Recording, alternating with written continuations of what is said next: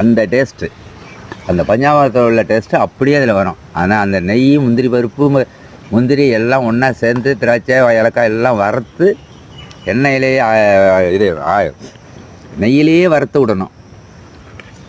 அதான் அதோட டேஸ்ட்டு. அது மாறும்.